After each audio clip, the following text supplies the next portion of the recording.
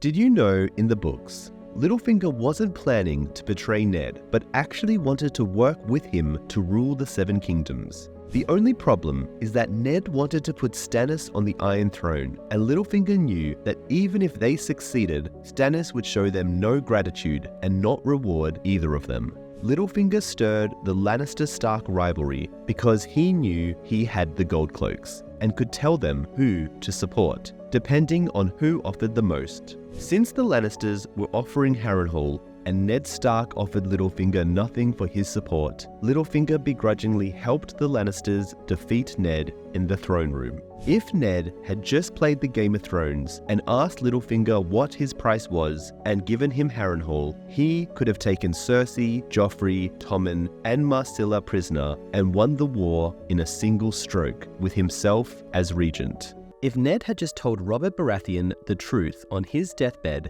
he might have won the Game of Thrones. However, it all depends on whether the Kingsguard would obey Cersei or a dying Robert in that moment. For example, we know Cersei has 3 Kingsguard knights in her possession: Jaime, who is away in the Westerlands, Meryn Trant, and Boris Blunt.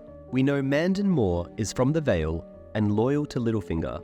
And finally, the last 3 are loyal to Robert: Barristan Selmy, Aerys Oakheart, and Preston Greenfield. So, if Robert ordered Cersei arrested, Trant and Blunt might try and warn Cersei to run away. Moore might report to Littlefinger, and only 3 of the Kingsguard would have obeyed the command without question. Cersei would not have gone willingly, so a fight would have ensued, and either Cersei is able to escape with some of her children, or she is arrested. Ned planned to privatize the abandoned castle on the Wall and give them to men who would restore them, pay taxes to the Night's Watch, and protect against wildling raiders. Jon remembers his Lord Father had once talked about raising new lords and settling them in the abandoned holdfasts as a shield against wildlings.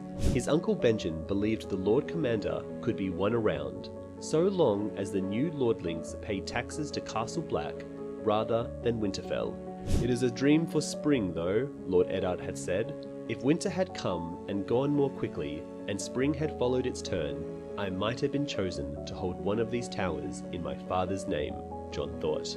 So Jon could have been a lord of one of these castles, which sounds way better than joining the Night's Watch. What if Ned Stark had told Catelyn the truth about Jon's parentage? Well, in all honesty, after spending so much time inside Catelyn's head in the books, she probably would have accepted this and treated him so much better, since her only gripe with Jon is why Ned decides to keep him around close to her own children, since she knows bastards in the past have killed their trueborns to steal their inheritance, and Jon looks more like a Stark than her sons with Ned. However, if she knew he was the son of Lyanna and Rhaegar, she probably would have been more understanding, and Jon probably wouldn't have been sent off to the Night's Watch. Not only that, but after Ned's death, Catelyn might have been tempted to tell Robb the truth about Jon, and through Jon, they could stake a claim to the Iron Throne, which would never happen, but it is a funny alternative. Ned Stark was not a very good Hand of the King, and here are all the reasons why. He didn't replace people on the small council with people he trusted, even though, as Hand, that is his prerogative. With the crown in so much debt, he should have blamed Littlefinger and replaced him. Same goes for Varys. His gut didn't trust Varys, so either get rid of him, or when Varys offers to help him stop the Lannisters, use him. Don't just have him there. Either make Varys yours, or get rid of him. He should have sent someone he trusted to Stannis to figure out why Jon Arryn was killed. He should have placed one of his own men in charge of the City Watch. He should have never confronted Cersei with the truth in the Godswood. And finally, on Robert's deathbed, he should have told him the truth and had him disinherit Cersei's children. After his confrontation with Jaime, where his leg is broken, Ned Stark is put under the influence of the milk of the poppy. Ned dreams an old dream of the showdown at the Tower of Joy. In the dream, as it was in life, his friends ride with him: Howland Reed, Dustin, Glover, Castle, Wool, and Risewell. They were 7 facing 3, but these 3 were men of the Kingsguard and living legends. Lord Commander Sir Gerald Hightower, Sir Arthur Dayne, the Sword of the Morning, and Sir Oswell Went. Ned had looked for them on the Trident, and at the sack of King's Landing, and at the Siege of Storm's End, but found them guarding this tower near the Red Mountains of Dawn. In spite of Rhaegar's death, they refused to bend the knee. By the end, only Ned and Howland Reed remained alive. Ned is awoken from the dream in the midst of making a promise to his dying sister Lyanna after the battle. Both the Lannisters and Starks would have been willing to trade Jaime Lannister for Ned Stark had Joffrey not made such a boneheaded decision, which raises the question, what if the two had been traded? Well, Ned would have been put at the head of Robb Stark's combined Northern and Riverland army, and would therefore not have been declared king in the North, since that only occurred after Ned had been killed. Instead, Ned would have had the Stark-Tully alliance support Stannis for king, which would have given Stannis the forces to attack King's Landing without having to kill Renly and take his army. However, I don't see a situation where Ned would have agreed to send his Northern and Tully forces against Renly, and instead would have opted for a Great Council, which Renly would probably agree to, knowing he is more popular and has more support than Stannis. So Renly and Ned would have combined to crush the Lannisters and then decide what to do next. There are two possible candidates for being Ned's best friend. The first is Robert Baratheon, his childhood best friend, and the other is Howland Reed, although he is yet to make an appearance in the books. However, we hear a lot about him. Sir Roderick tells Bran, Howland Reed was a great friend to your father. Bran also remembers Ned telling him that he wouldn't be alive today if it wasn't for Howland Reed. However, the two haven't seen each other in years, and he doesn't come himself to help avenge Ned after his execution, which is a bit disappointing. Now, Robert Baratheon is the more likely candidate at the start of A Game of Thrones. Ned thinks of him as his best friend. However, this changes over the course of the first book, where he sees firsthand all of Robert's failings as a king. So, Ned didn't really have a best friend, in all honesty. Ned Stark didn't give Varys the awesome line, "You grew up with actors, you learnt their craft, and you learnt it well. I grew up with soldiers. I learnt how to die a long time ago." Instead, Varys convinces him by telling him Cersei will bring him Sansa's head if he does not agree to go along with proclaiming Joffrey king. He also tells Ned, "Ah," said Varys, "to be sure, you are an honest and honourable man, Lord Eddard. Oft-times I forget that. I have met so few of them in my life." He glanced around the cell. "When I see what honesty and honour have won you, I understand why." Which the show should have kept in, and the last line they should also have included is, "Why is it always the innocents who suffer most when you High Lords play your Game of Thrones? Ponder it, if you would, while you wait upon the Queen." One of the Northern Lords tell one of Stannis' men that they plan to march on Winterfell no matter what. Sir Corlys Penny gave the clan chief an incredulous look. "Do you want to die, Wall?" That seemed to amuse the Northman.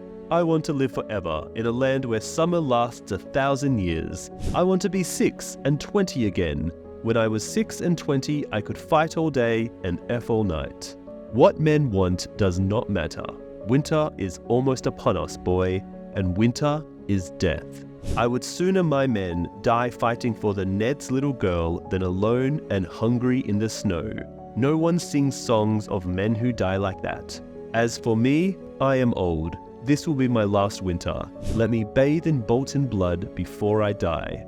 I want to feel it splatter across my face. I want to lick it off my lips and die with the taste of it on my tongue." Ned Stark should have struck at the Lannisters while King Robert was still alive, or fled King's Landing like Renly did, but instead gambled his life on a piece of paper and Littlefinger. The eunuch carried the letter to Cersei. The Queen glanced at the words. "Protector of the realm," she read. "Is this meant to be your shield, my lord? A piece of paper?" She ripped the letter in half, and the pieces fluttered to the floor. "Those were the king's words," Sir Barristan said, shocked. "We have a new king now," Cersei Lannister replied. "Lord Eddard, when last we spoke, you gave me some counsel. Allow me to return the courtesy. Bend the knee, my lord. Bend the knee and swear fealty to my son, and we shall allow you to step down his hand and live out your days in the grey waste you call home." Ned should have taken this moment to reassess and just go home, but he didn't. Tyrion pointed out Jon Snow with his black hair and long face has more of the North in him than any of Ned's true-born children with Catelyn Tully. Jon rose, standing. He was taller than the dwarf. It made him feel strange. "You're Ned Stark's bastard, aren't you?" Jon felt a coldness pass right through him. He pressed his lips together and said nothing. "Did I offend you?" Lannister said. "Sorry, dwarves don't have to be tactful. Generations of capering fools in motley have won me the right to dress badly and say any damn thing that comes into my head." He grinned. "You are the bastard though. Lord Eddard Stark is my father," Jon admitted stiffly. Lannister studied his face. "Yes," he said. "I can see it. You have more of the North in you than your brothers." "Half-brothers," Jon corrected. He was pleased by the dwarf's comment, but he tried not to let it show. This is the reason why Ned Stark personally carries out his own executions. But you mistake me. The question was not why the man had to die, but why I must do it. Bran had no answer for that. King Robert has a headsman, as did the Targaryen kings before him. Yet our way is the older way. We hold to the belief that the man who passes the sentence should swing the sword. If you would take a man's life, you owe it to him to look into his eyes and hear his final words. And if you cannot bear to do it, then perhaps the man does not deserve to die. One day, Bran, you will be Robb's bannerman, holding a keep of your own for your brother and your king, and justice will fall to you. When that day comes, you must take no pleasure in the task, but neither must you look away. A ruler who hides behind paid executioners soon forgets what death is. This is how Renly tried to convince Ned to seize the Iron Throne from the Lannisters. Lord Renly glanced warily at the doorway behind them. "That letter," he leaned close. "Was it the Regency? Has my brother named you Protector?" He did not wait for a reply. "My lord, I have 30 men in my personal guard, and other friends beside, knights and lords. Give me an hour, and I can put 100 swords in your hand." "And what would I do with 100 swords, my lord?" "Strike, now, while the castle sleeps." Renly looked back at Sir Boros again and dropped his voice to an urgent whisper. "We must get Joffrey away from his mother and take him in hand. Protector or no, the man who holds the king holds the kingdom. We should seize Myrcella and Tommen as well. Once we have her children, Cersei will not dare oppose us. The council will confirm you as Lord Protector and make Joffrey your ward." Jaime describes the day the Mad King murdered Ned's father and brother like so. When the fire was blazing, Brandon was brought in. His hands were chained behind his back, and around his neck was a wet leathern cord attached to a device the king had brought from Tyrosh. His legs were left free though, and his longsword was set down just beyond his reach. The pyromancers roasted Lord Rickard slowly. He would start to cook, Aerys promised, unless his son could free him. Brandon tried, but the more he struggled, the tighter the cord constricted around his throat. In the end, he strangled himself. As for Lord Rickard, he burnt to death. I stood at the foot of the Iron Throne, filling my head with thoughts of Cersei. After Gerald Hightower himself took me aside and said to me, "You swore a vow to guard the king, not to judge him." That was the White Bull, loyal to the end, and a better man than me, all agree. Sean Bean, who plays Ned Stark, was reading the first A Song of Ice and Fire book, A Game of Thrones, before filming his scenes. Both Maisie Williams, who plays Arya Stark, and Sophie Turner, who plays Sansa, confirmed that Sean would be seen reading the book on set before doing his scenes to get inside the head of Ned Stark.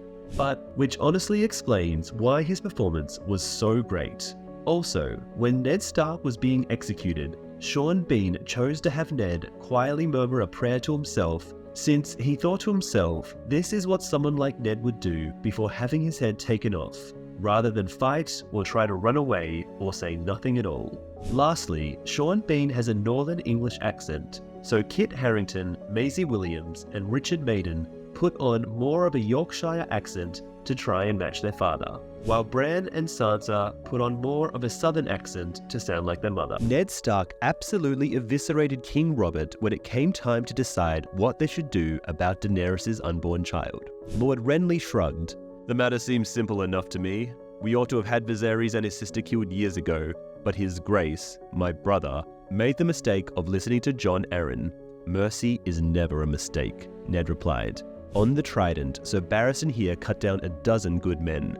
Robert's friends and mine. When they brought him to us, grievously wounded and near death, Roose Bolton urged us to cut his throat.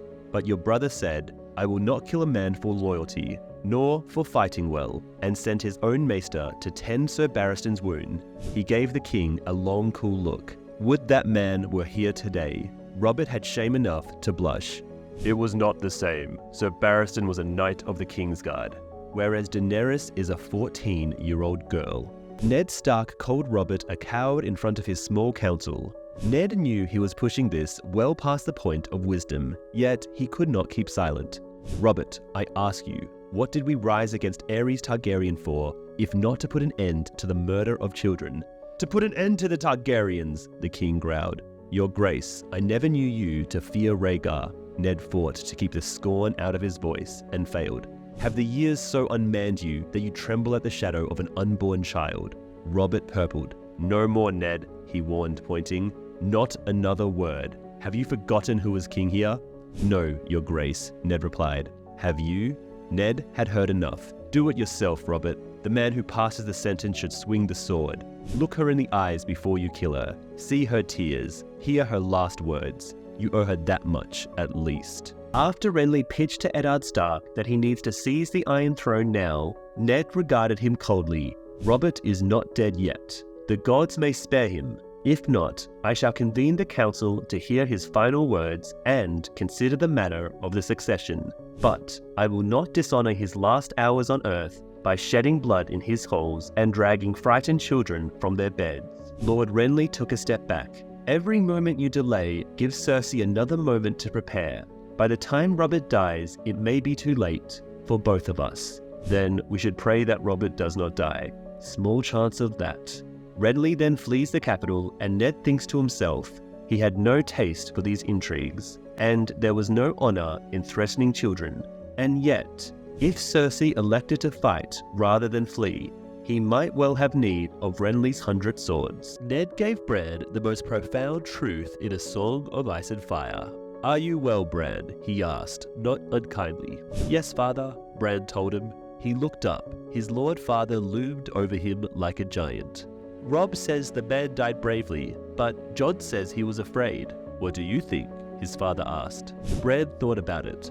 Can a man still be brave if he's afraid? That is the only time a man can be brave, his father told him. Do you understand why I did it? He was a wildling, Bran said. They carry off women and sell them to the others. His lord father smiled. Old Ned has been telling you stories again. In truth, the man was an oath breaker, a deserter from the Night's Watch. No man is more dangerous. The deserter knows his life is forfeit if he is taken, so he will not flinch from any crime, no matter how vile. Ned thought about marching north to defeat Ned's radar and the wildling threat. In the Godswood, while cleaning ice, Ned tells Catelyn about the deserter he executed. He was the 4th this year, Ned said grimly. The poor man was half mad. Something had put a fear in him so deep that my words could not reach him. He sighed. Benjen writes that the strength of the Night's Watch is down below 1,000. It's not only desertions. They are losing men on rangings as well. Is it the wildlings? She asked. Who else? Ned lifted ice. Look down the cool steel length of it, and it will only grow worse. The day may come when I will have no choice but to call the banners and ride north to deal with this king beyond the wall for good and all. Beyond the wall? The thought made Catelyn shudder. Ned saw the dread on her face. Ned's radar is nothing for us to fear. This is what happened when Ned found out about Jon Arryn's death. I am so sorry, my love. Jon Arryn is dead. His eyes found hers, and she could see how hard it took him, as she had known it would. In his youth, Ned had fostered at the Eyrie, and the childless Lord Arryn had become a second father to him and his fellow ward, Robert Baratheon. When the Mad King Aerys Targaryen had demanded their heads, the Lord of the Eyrie had raised his moon and falcon banners in revolt, rather than give up those he had pledged to protect. Jon, he said, is this news certain? It was the king's seal, and the letter is in Robert's own hand. I saved it for you. He said Lord Arryn was taken quickly. Even Maester Pycelle was helpless, but he brought the milk of the poppy, so Jon did not linger long in pain. That is some small mercy, I suppose. Robert asked Ned to run away with him while on the way to King's Landing. That damnable wheelhouse, I promise you, if that wretched thing breaks another axle, I'm going to burn it. And Cersei can walk. Ned laughed. I will gladly light the torch for you. The king clapped him on the shoulder. I've half a mind to leave them all behind and just keep going. A smile touched Ned's lips. I do believe you mean it. I do. I do, the king said. What do you say, Ned? Just you and me, two vagabond knights on the king's road. Our swords at our sides and the gods know what in front of us. And maybe a farmer's daughter or a tavern's wench to warm our beds tonight. Would that we could, Ned said. But we have duties now, my liege. To the realm, to our children, I to my lady wife, and you to your queen. We are not the boys we were. This was the moment when Littlefinger tried to warn Ned Stark not to trust him. Is there a man in your service that you can trust utterly and completely? Yes, said Ned. In that case, I have a delightful place in Valyria that I would dearly love to sell you, Littlefinger said with a mocking smile. The wiser answer was no, my lord. But be that as it may, send this paragon of yours to Sir Hugh and the others. Your own comings and goings will be noted. But even Varys the spider cannot watch every man in your service every hour of the day. He started for the door. Lord Peter, Ned called after him. I am grateful for your help. Perhaps I was wrong to mistrust you. Littlefinger fingered his small pointed beard. You are slow to learn, Lord Eddard. Distrusting me was the wisest thing you've done since you climbed down off your horse. Arya asked her father, Can Bran still be a knight? No, Ned said. He saw no use in lying to her. Yet someday he may be the lord of a great holdfast and sit on the king's council. He might raise castles like Brandon the Builder or sail a ship across the sunset sea, but he will never run beside his wolf again, he thought, with a sadness too deep for words, or lie with a woman, or hold his own son in his arms. Arya asked, Can I be a king's counselor and build castles and become the High Septon? You, Ned said, will marry a king and rule his castle, and your sons will be knights and princes and lords and yes, perhaps even a High Septon. Arya screwed up her face. No, she said. That's Sansa. She folded up her right leg and resumed her balancing. Ned sighed and left her there. The Ned Stark vs. Jaime Lannister scene is very different in the books. Compared to the show, it takes place at night in the pouring rain with both Ned and Jaime's men on horseback. These details were planned by Dan and Dave, but in the end couldn't be added due to budget constraints, which George R.R. Martin regrets, as he felt the book version was more atmospheric and cool. That said, many book readers are happy with the result as we got to see more of Jaime in action before losing his hand. Cersei failed to seduce Ned Stark in exchange for his silence about her kids. If friends can turn to enemies, enemies can become friends. Your wife is 1,000 leagues away, and my brother has fled. Be kind to me, Ned. I swear to you, you shall never regret it. Ned refused by asking if Cersei offered the same to Jon Arryn. But what would have happened if Ned took up her offer in order to buy time, since refusing Cersei gave her time to outmaneuver him? When Ned Stark learned of Tyrion's dagger that was used to attempt to kill Bran Stark, he was already thinking ahead to war with the Lannisters. He instructed Catelyn to tell the northern houses to strengthen their defenses and was even prepared to work with the Ironborn. And from this day on, I want a careful watch kept over Theon Greyjoy. If there is war, we shall have sore need of his father's fleet. This was all the way back in episode 3. The story leads us to believe it was the Lannisters who killed Jon Arryn. That is, until Lysa Arryn reveals she poisoned him under Littlefinger's orders. However, George R.R. Martin did a great job deceiving the reader with the letter sent to the Starks at Winterfell and Pycelle's comments to Tyrion about being faithful to House Lannister. Because of this, there are some interesting interactions prior to Lysa's revelation that make more sense. For example, when Ned Stark tells Cersei Lannister that he knows the secret Jon Arryn died for, Cersei is genuinely confused because, although she knows Arryn knew her secret, she believed it was a fever that killed him rather than poison. That is why she responds with, "Is that why you asked me here?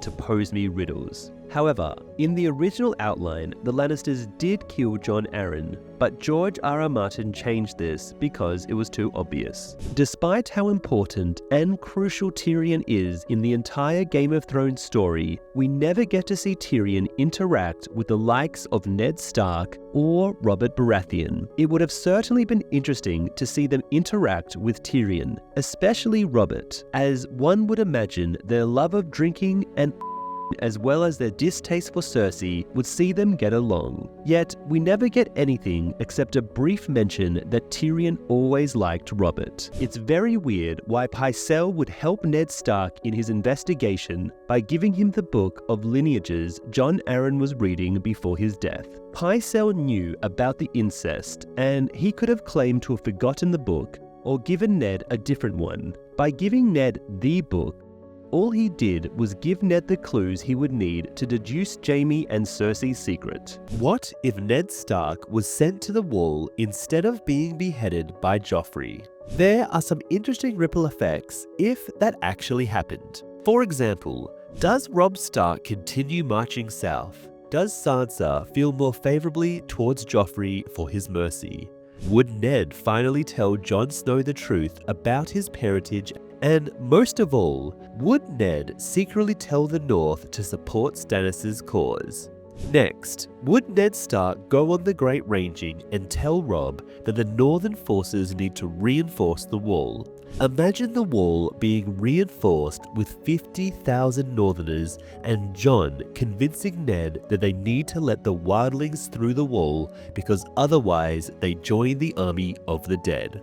Meanwhile, Stannis, Renly, and Joffrey would be fighting for the Iron Throne, with Daenerys invading later. Cersei Lannister didn't want Ned Stark beheaded at all. While it undoubtedly helped her, in the grand scheme of things, it was a terrible move from Joffrey.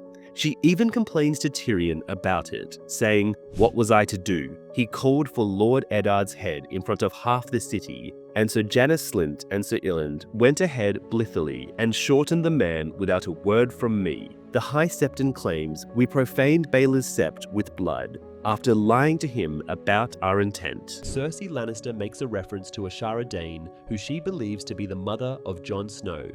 Ashara, sister to Arthur Dayne, jumped to her death shortly after Robert's rebellion when Ned delivered Arthur's sword to Starfall. Many believe Ned and Ashara had feelings for each other, and while it's all but confirmed that Jon Snow is Rhaegar and Lyanna's son, theories still remain that Ashara may be Jon's real mother. And so, when Ned confronts Cersei about her children, Cersei eventually gets offended and says, "You've a bastard of your own, I've seen him. Who was the mother, I wonder? Some Dornish peasant you r***ed while her holdfast burned? A whore? Or was it the grieving sister, the Lady Ashara? She threw herself into the sea, I'm told. Why was that? For the brother you slew, or the child you stole?" While Stannis Baratheon certainly had some respect for Ned Stark, he was also bitter towards him, and saw no reason to avenge him despite Maester Cressen's suggestion to team up with Robb Stark. "Why should I avenge Eddard Stark? The man was nothing to me. Oh, Robert loved him to be sure. Loved him as a brother. How often did I hear that? I was his brother, not Ned Stark. But you would never have known it by the way he treated me. I sat on his council for 15 years, helping Jon Arryn rule his realm while Robert drank and whored. But when Jon died, did my brother name me his hand? No, he went galloping off to his dear friend Ned Stark and offered him the honor, and small good it did, either of them. It is tragic to think what a Stannis-Ned Stark alliance would have looked like at the end of a Game of Thrones, with Ned declaring Stannis king and rallying the North behind him. We get an interesting moment where Tyrion Lannister ponders how all the previous hands of the king stood no chance against Cersei's schemes. Tyrion reflected on the men who had been hands before him, who had proved no match for his sister's wills. How could they be? Men like that, too honest to live, too noble to shit. Cersei devours such fools every morning when she breaks her fast. The only way to defeat my sister is to play her own game, and that was something the Lords Starks and Arryn would never do. Small wonder that both of them were dead. When told of Ned Stark's treason, Jorah said, "Not bloody likely. The long summer will come again before that one would besmirch his precious honor." "What honor could he have?" Dany said. "He was a traitor to his true king, as were these Lannisters." It pleased her to hear that the usurper's dogs were fighting amongst themselves, though she was unsurprised. The same thing happened when her Drogo died, and his great Khalasar tore itself to pieces. Daenerys wonders how her brother would have reacted to the news. Despite having some level of disdain for Ned Stark and his brother Robert, Stannis Baratheon actually vowed to get revenge on their behalf during the War of the Five Kings. "Robert could piss in a cup and men would call it wine, but I offer them pure, cold water, and they squint in suspicion and mutter to each other about how queer it tastes." Stannis ground his teeth. If someone said I had magicked myself into a boar to kill Robert, likely they would believe that as well. "You cannot stop them talking, my liege," Davos said. "But when you take your vengeance on your brother's true killers, the realm will know such tales for lies." Stannis only seemed to half hear him. "I have no doubt that Cersei had a hand in Robert's death. I will have justice for him, and for Ned Stark, and Jon Arryn as well." What would have happened if Ned Stark had stayed in Winterfell? Think about it. No beheading, no betrayal, no war. If Ned had refused Robert's offer to be Hand of the King, the Starks would have remained safe in the north. Jon Arryn's death might still be a mystery, but Ned wouldn't be walking into the Lannisters' trap. Without his honor clashing against Cersei's secrets, maybe the Seven Kingdoms could have avoided tearing themselves apart. But then again, tensions were already rising. The Lannisters still wanted power. Daenerys still lived across the sea, and the north was already drifting from the south. Would the realm have stayed at peace, or would the storm have come anyway? History in Westeros turns on the smallest decisions. The High Sparrow takes a subtle shot at Cersei Lannister for allowing Ned Stark to be executed at the Sept of Baelor. "High Holiness," she said, "these sparrows are frightening the city. I want them gone." "Where would they go, Your Grace? There are 7 hells and only one of them will serve. Back where they came from, I would imagine." "They came from everywhere. As the sparrow is the humblest and most common of the birds, they are the humblest and most common of men." "They are common, we agree on that much. Have you seen what they have done to Blessed Baelor's statue? They befoul the plaza with their pigs and goats and night soil." "Night soil can be washed away more easily than blood, Your Grace. If the plaza was befouled, it was befouled by the execution that was done here." He dares throw Ned Stark in my face. We all regret that Joffrey was young and not as wise as he might have been. Lord Stark should have been beheaded elsewhere, out of respect for Blessed Baelor. We don't know where Ned Stark's bones are. So after his execution in King's Landing, Sir Cleos Frey brings his bones to Riverrun.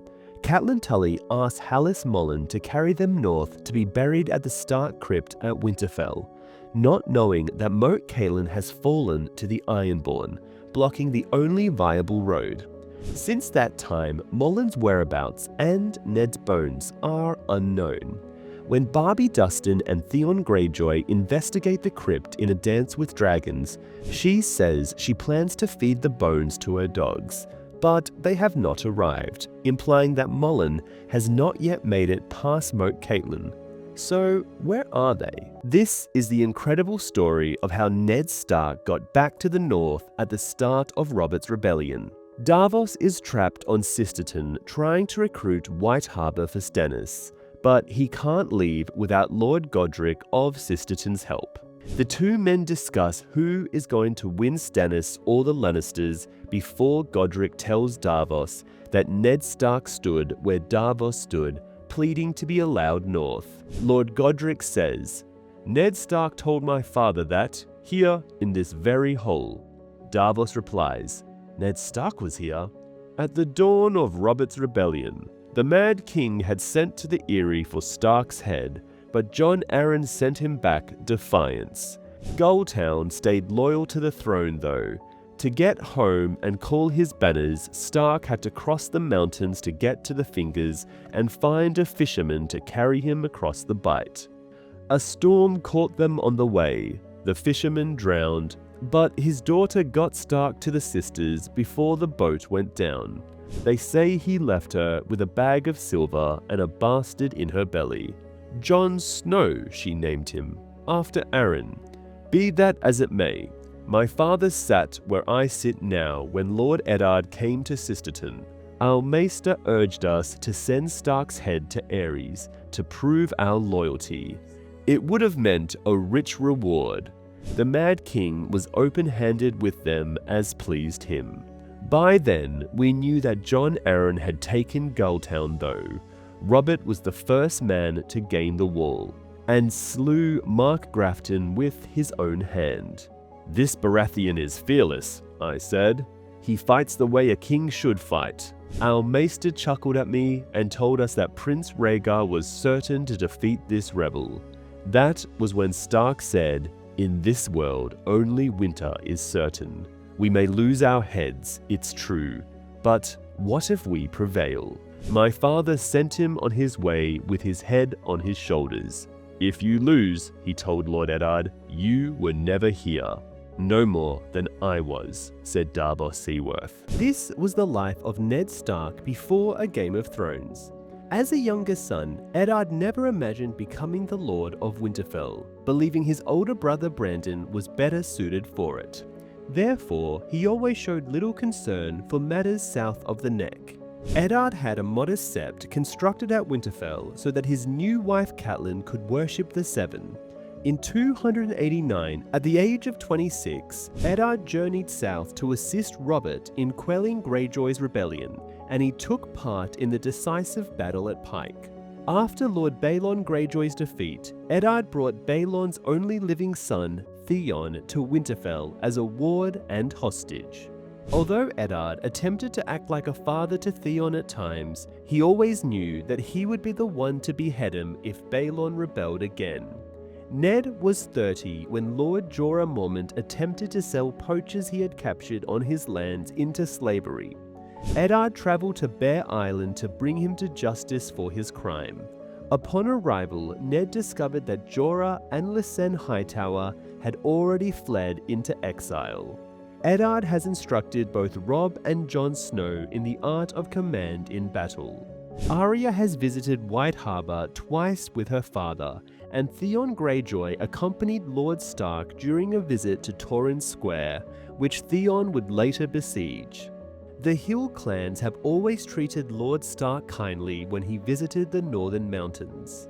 Eddard hosted Lord Rickard Karstark and his daughter, Alice, when the girl was 6, so Robb might marry her. Mance Rayder was part of Lord Commander Corgyle's expedition to Winterfell to see Lord Stark. Eddard always remains wary of Roose Bolton, Lord of the Dreadfort. This is what Ned Stark did during Robert's rebellion. Afterward, Ned called his banners and marched south. He went to Riverrun to marry Hoster's elder daughter, Catelyn. Jon Arryn married Lysa in the same ceremony. The double wedding bound House Tully to the rebels' cause. The rebels won their decisive victory in the Battle of the Trident, in which Robert killed Prince Rhaegar Targaryen in single combat at the Ruby Ford. Because Robert had been wounded by Rhaegar, it fell on Ned to pursue the remnants of Aerys' armies to King's Landing. When Ned arrived at the capital, Lord Tywin Lannister's forces had already sacked the city. Ned had developed contempt for House Lannister during the rebellion, as Tywin had remained neutral in an apparent attempt to join the winning side in the end. Ned's disdain increased when he learnt that Tywin had conquered the city by treachery and that his men had brutally killed Rhaegar's wife, Elia Martell, and children, Rhaenys and Aegon. In addition, Lannister flags were flying over the Red Keep when Ned arrived, and as he rode into the throne room to claim the crown for Robert, he found King Aerys' body at the steps leading to the Iron Throne, on which the King's killer, Jaime Lannister, was sitting. Ned felt the sack of King's Landing dishonoured Robert's cause. He was disappointed that Robert, upon arriving in the city, did not share his moral outrage and, in particular, defended the murder of Rhaegar's children. He also ignored Ned's counsel that Jaime should be made to join the Night's Watch for breaking his oath as a Knight of the Kingsguard by not protecting the king. Their disagreements created a rift between Ned and Robert that not even Jon Arryn was able to breach. Ned left Robert in King's Landing and went to Storm's End, where he lifted the siege of the castle. Lord Mace Tyrell and his armies yielded to Ned without a fight. Afterwards, Ned travelled to the Red Mountains of Dorne to liberate his sister Lyanna, who apparently was held at the Tower of Joy. What happened at the Tower of Joy remains a mystery, but when Ned returned to King's Landing, Lyanna's death reconciled Robert and Ned's friendship. This was Ned Stark's life before Robert's rebellion. Ned was raised by Lord Jon Arryn at the Eyrie at the age of 8. There, Ned befriended fellow ward Robert Baratheon, while Lord Jon became a second father to him. When he reached 16, Ned split his time between Winterfell and the Eyrie. During one visit to Winterfell, Ned carried a wedding offer from Robert to his father, Lord Rickard, who agreed to betroth his daughter Lyanna to Ned's friend. When Lyanna later stated her belief that Robert would never stay in one bed, having heard of Maya Stone, Robert's bastard child in the Vale, Ned was unable to deny Maya's existence. 2 years later, at the age of 18, Ned attended the tourney at Harrenhal with Robert, Jon Arryn, Brandon, Lyanna, and Benjen. It was during this tourney that Ned met Howland Reed. Howland and Ned remained friends for the rest of their lives. During the opening feast, Ned saw Ashara Dane, a lady-in-waiting to Princess Elia Martell. He danced with her later that night, but only after his older brother Brandon had spoken to her for him, since he himself was too shy. Ned was present during the final jousts, where Prince Rhaegar Targaryen passed over his own wife Elia to crown Lyanna the Queen of Love and Beauty. Ned would remember this moment as the moment when all smiles died, years later. The following year, Ned's father and brother were killed by Aerys. Ned was now the Lord of Winterfell. He wanted to raise his banners to join Robert's rebellion, but Goldtown remained loyal to the Mad King. Thus, Ned crossed the mountains of the Moon to the Fingers and hired a fisherman to bring him to White Harbour with a boat. They were caught by a storm on the Bight and the fisherman drowned. However, his daughter brought Ned to the Three Sisters. When he arrived at Sisterton, House Burrell's maester urged Lord Burrell to deliver Ned's head to King Aerys. But Lord Burrell, knowing that Jon Arryn and Robert Baratheon had taken Gulltown in the meantime, was unsure who would prevail in the conflict. Thus, he let Ned leave for White Harbour, telling him to remain silent about his stay in Sisterton in case the rebellion failed. Thus, Ned called his banners and marched south to join Robert with Lord Holster Tully, in time to turn the tide at the Battle of the Bells. Maester Luwin conspired to send Jon Snow to the Wall. In Catelyn 2, Ned and Catelyn are discussing what to do with Jon when Ned travels south with Robert. Catelyn refuses to house Jon, but Ned can't take Jon with him to court. They are at a crossroad, but then Luwin interjects with this: "Another solution presents itself.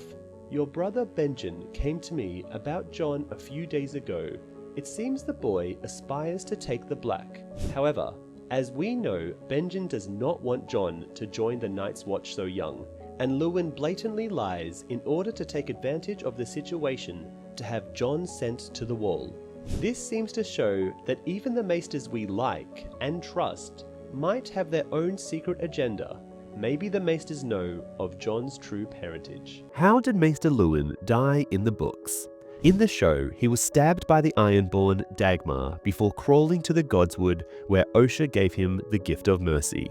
In the books, however, it is a Bolton knight on a warhorse who planted a spear between his shoulders, then swung back to ride over him during the sack of Winterfell. While injured, he still managed to crawl to the Godswood, where he meets Bran Stark and company. A big difference in the books here is that he instructs Osha to split Bran and Rickon up, whereas in the show, he tells her to take them both up north. He is then given the gift of mercy by Osha. A theory as to why Luwin bothered to crawl to the Godswood is because he wanted to join the children of the forest who exist in the weirwood. Who was Cregan Stark, the Lord of Winterfell Jace went to meet? Well, in Fire and Blood, we learn Cregan Stark, later known as the Old Man of the North, was only 21 years old when Prince Jaehaerys visited him in 129 AC. He inherited the lordship of Winterfell at the age of 13 following the death of his father, Lord Rickon, in 121 AC. During his minority, his uncle Bernard acted as regent and ruled the north. However, when Cregan turned 16 in 124 AC, he found his uncle reluctant to relinquish power. This led to growing tensions between them as Cregan chafed under his uncle's authority.